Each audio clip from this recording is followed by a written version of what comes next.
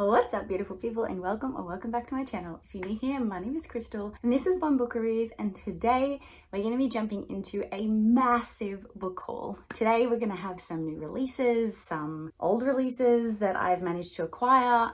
The cool thing about my job is that I get asked to read so that I can have an opinion on the books for podcasts and various different purchases. So I'm really excited because some of these books are not yet out. Some of these are being released soon, have recently been released. Some of them are last year releases, but we had some spare copies lying around the office and I've decided to bring them home for myself. So I'm just excited to show you some books because it's a nice big stack. I'm not going to try and pick this up because we will hurt, but let's just say that like this is half of the stack. So we're going to be here a while. So grab yourself a drink. This is my homemade bubble tea, which of course would usually be in a cup, but see-through and tall, but it didn't end up happening. And let's go along for a ride and talk about some new upcoming books that I am super excited for to be adding to my collection and reviewing for you. So the first one in this stack, I actually grabbed with one particular person in my life in mind, and that is Hannah, my lovely dear friend who is bisexual, and she is obsessed and on this massive kick of wanting to read queer romances. So I saw this one and thought of her, and this is Out of the Blue, and this is by the author of Jay's Gay Agenda, which is Jason June.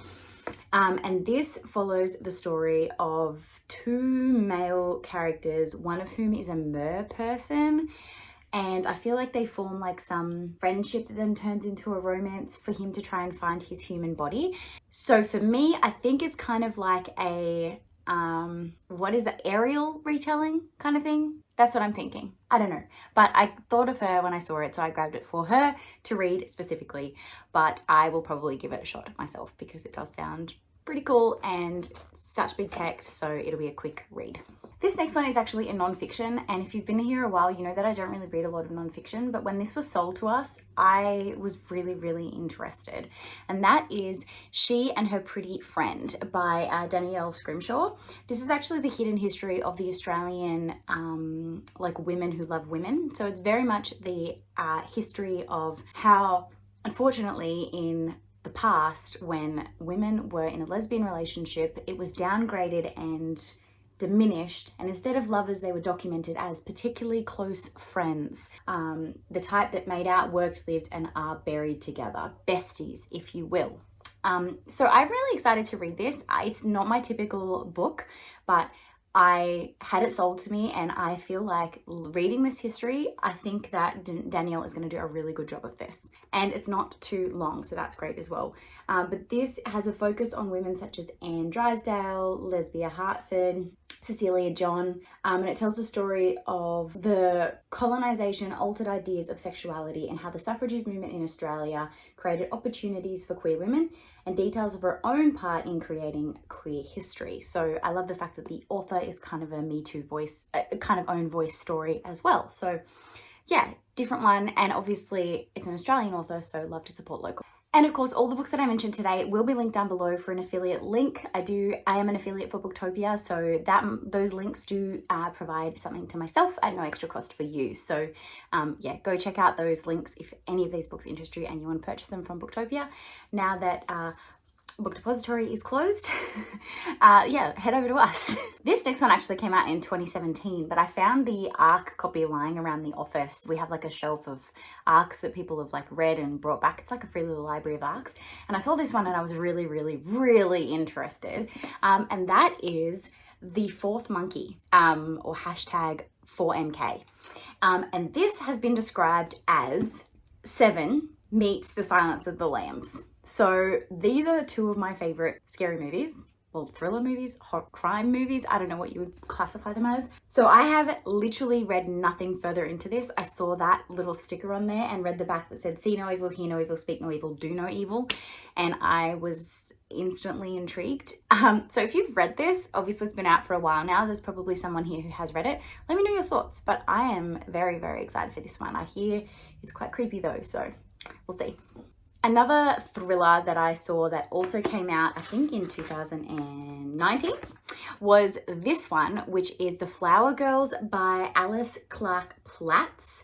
Came out in January of 2019, and it says on the front here, 3 children went out to play, only 2 came back. And I think it's one of those stories where someone who was involved in the past has to like reassess when it happens again, like many years later, because it says on the back, it's on Hazel Archer's 25th birthday that the second girl goes missing. So I don't know, that's the downfall of these arcs, is you really don't have very much to go on. You just have to trust in the few words that they give you, and I'm willing to dive in. I was kindly sent this one from HarperCollins Children's Books, along with a bunch of other amazing middle grade books that I won't be mentioning in this video, but that I did want to highlight this one in particular because it very much is the perfect time of year for this, and that is The Gallipoli Escape by Jackie French. The awesome thing about this is it follows a 16-year-old person by the name of Nipper and his Gallipoli mates Lanky, Spud, Bluey and Wallaby Joe. If they are not some of the most Australian names I've ever heard, I don't know what else would be. And it's based on first-hand accounts of the last weeks of the Gallipoli campaign. It will probably be a really good read for people that are international, that want to learn a little bit more about the Gallipoli Australian history of that kind of war. I am going to be gifting this to my nephew because he is obsessed with this kind of area at the moment, so I know that he will absolutely love this. Jackie French does write really good historical fiction romances that I have read and really enjoyed, so I know I can trust her writing. This one came out in February 2023, and that is Two Can Play at That Game by Leonie Yong. I feel like this should have got more hype than it did. It sounds so TikTok-y. It sounds like a lot of people would really love this, but I feel like I did not see it anywhere. It says, I'll just read you the back because I feel like it summarizes their characters very well. Sam Koo has one goal in life: create cool indie games. She's willing to do anything to make her dream come true, even throw away a scholarship to university. All she needs is that super rare ticket to a game design workshop and she can kickstart her career. So when Jason Chow, otherwise known as Jerky McJerkface, sneakily grabs the last ticket for himself, Sam is left with no choice. It's war. Knowing all too well how Australian Malaysian community works, she issues him an ultimatum: put the ticket on the line in a 1v1 competition on classic video games, or she'll broadcast his duplicity to everyone. Thank you, Asian Gossip Network. Meeting in neutral locations, away from eyes and ears of nosy aunties and uncles, Sam and Jay connect despite themselves. In a puzzle that Sam's not sure she wants to solve, but when her dream's under threat, will she discover that there's more than one ways to win? So it's a enemies to lovers, gaming geek, cross-nationality romance, and I just am down for it. I think it's going to be absolutely great. I know that it was a Love Oz YA debut, so maybe that's the little bit of media that it got, but I just feel like it deserves so much more, and I'm so excited to read this, and I feel like more people need to. So if anyone wants to read this with me, let me know. Another one that was kindly sent to me from HarperCollins is Running with Ivan by Suzanne Leal. This one, again, love the fact that they're releasing a lot of historical fiction middle grades. I love the fact that there is new ways for kids to learn about history other than having to learn it at school, because I feel like I didn't have these kind of resources when I was growing up, so I love the fact that my children are going to have these kinds of resources. So 13-year-old Leo Arnold hates his life. He doesn't want a new school, a new house, or a new family, and he definitely doesn't want to be sharing a room with his stepbrother Cooper. When Leo wants is to be somewhere else, far away. So when he uncovers an old music box and turns the key, he's astonished to find himself in Prague, surrounded by whispers and fear of a Second World War, a war that ended decades ago. In Prague, Leo meets Ivan, a Czech boy, and the two become best friends. But when World War II finally erupts, the unimaginable becomes real and the boys are imprisoned, fearing the worst. Leo and Ivan frantically search for an escape, a search that sends them running against time, running for their lives. So we've got time travel, we've got friendship, we've got World War II. It has everything that I know I'm absolutely going to adore, and it's in middle grade form, so it'll be a quick, easy read. I'm sold. One that I've had on my want to read list, my wish list, I guess you could call it, on Amazon for a while, that I don't even remember putting on there, but I just remember seeing it and knowing that I would really enjoy it, is The Sweetness of Water by Nathan Harris. And I was standing in the kitchen the other day for a social event with all of the Booktopia team, and this was on the arc wall, and I like literally was mid-conversation with someone and I beelined across the room to pull it out to make sure it was actually the one that was on my wish list, because I hadn't noticed it, and I check that wall almost every single day. So it had been hiding in there for me, and I am very, very stoked to add it to my collection after it being on my wish list for so long. And it just says, Prentice and Landry, two brothers newly freed by the Emancipation Proclamation, cast into the world without a penny to their names. George Walker, a man who's taken to wandering the woodland near his home, reeling from the loss of his only son in the dying days of the Civil War. When the three men meet and the brothers begin to live and work on George's farm, the tentative bonds of trust and union begin to blossom between the strangers. But the sanctuary survives on a knife's edge, and it's long before the inhabitants of nearby Old Ox react with fury at the alliances being formed only a few miles away. In equal parts emotion and gripping, Nathan Harris's stunning debut sits alongside Washington Black, the Underground Railroad, and Days Without End in its power to move and enthrall. So I don't actually know what in that drew me in when I first put this on my wish list. I feel like someone maybe recommended this to me, or I saw a YouTuber talk about it in a different way, because that doesn't sound like my usual read, but there is something that drew me to this originally, and there's something that drew it to me across the kitchen at work, so I'm still excited. These next two I scored from a op shop, I want to say. I think these next few I scored from a little free library near my house that opens up once a month, and she has like this big, like massive trolleys. So she has a little free library at the front, and then she has these big trolleys that she pulls out once a month. And we went and we got a whole bunch of like puzzles and cool stuff for Addie, and I scored 3 books for myself. The first one is Don't You Cry by Mary Kubica. She is the author of The Good Girl.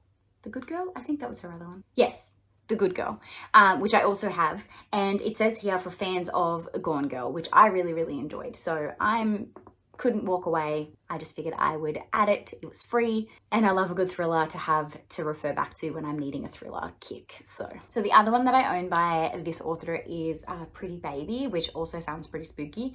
This one I have a feeling is like a girl goes missing, another girl reappears, and then the lives are kind of like intertwined. But I don't know whether, but like based on this cover, I'm feeling like it's the same girl, but she doesn't remember who her past is. I don't know, we'll see. I picked up Failsafe by Jack Heath. This is the second book in a series by this author. I don't have the first book, but I plan on collecting it eventually, so I just grabbed the second one while I saw it. Next, we have a Shari Lapina, and that is the end of her. This is the author of The Couple Next Door. I gave The Couple Next Door 3 stars, did not love it, but it wasn't the writing I didn't love, it was the way that it ended. So I'm going to give this author a second chance. We'll see how we go. If this one doesn't work out, I will give up on Shari, unfortunately, but I'm hoping that that is not the case. Now let's go back to some awesome arcs from work that are due to come out to you shortly. First in this one actually came out yesterday, I want to say, and that is Homecoming by Kate Morton. Oh my God, am I so excited to jump into this. I have every Kate Morton book that has ever been written, and it has been so long since a Kate Morton book has come out, and we finally have this new one. Homecoming is all about coming home and the joy that is home, and unfortunately we have 2 different stories across 2 different time spans. We have Adelaide Hills in Christmas Eve 1959, and there is a discovery of a murder and then big police investigation. Many years later and thousands of miles away, we have Jess, who has just returned home after a fall has happened for her grandmother, and she needs to come home and look after her grandmother. And while she's there, she discovers a book, a true crime novel per se, and it literally outlines this crime that happened many, many years ago, and may actually admit to who was at fault. And then it kind of just spirals from there in this cross timeline multi-POV that Kate is known for, and I am so excited for this. This was the book of the month, so I am excited to jump into this. I have the audiobook ready to go, so the second that I finish my next book, this will be the next one I will be picking up. And of course, I couldn't walk away from Radiant Sin by Katie Roberts because everybody loves a good Katie Roberts. I am obsessed with the few books of hers that I have read. So when I saw this was available for me to grab, I had it. I do have the Libra FM Advanced Listener copy that I can listen to along with this as well. This is the Apollo retelling, I believe. Yes, Apollo retelling. And I don't need to know anymore. I just need to know that it's a Katie Roberts. So, and that should be enough for you too if you love Katie Roberts. We have a new Amy Kaufman book coming out, The Isle of the Gods. This one is coming out in May 2023. Exact date I'm not sure. I'll try and put it on the screen here for you, but you can pre-order copies now. And I am so excited about this one. Myself and one of the other assistant category managers have grabbed this ready to read. So I'm hoping to get to it in end of this month, start of May, maybe. I don't know. We'll see. I have so many books I need to get to. I went into this completely knowing that it was just the fact that it was Amy Kaufman and it was a fantasy book. I don't even care what it's about. I just want to devour it. And my favorite one in this stack, I mean, it's close after Homecoming, but I am so excited to have received an ARC copy of this, is The Magpie Sisters by Kerry Turner. If you have been around on my Bookstagram or my YouTube probably just Bookstagram, I think this was pre-YouTube. I absolutely love Kerry Turner as a human being and as a writer. I absolutely loved her book that came out, and I was lucky enough to receive a signed copy and do a review of it, and she has been absolutely phenomenal. And unfortunately she wasn't able to get a book out for a while, and now she's finally re-releasing a new book, and this is it.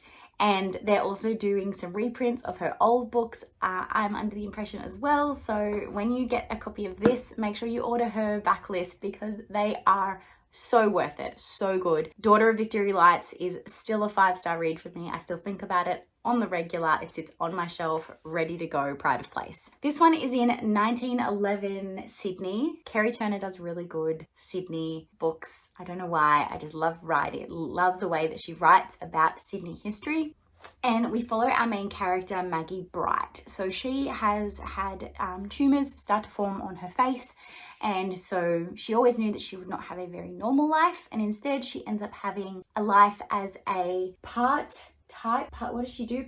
acrobat, part clown, part circus hand. And it's not a bad life. She gets ongoing education and she has the kind of freedom that her condition could have easily taken away from her. However, then we have Charlotte, who is the tightrope walker within the circus, and Maggie gets the opportunity to try out Charlotte's identity.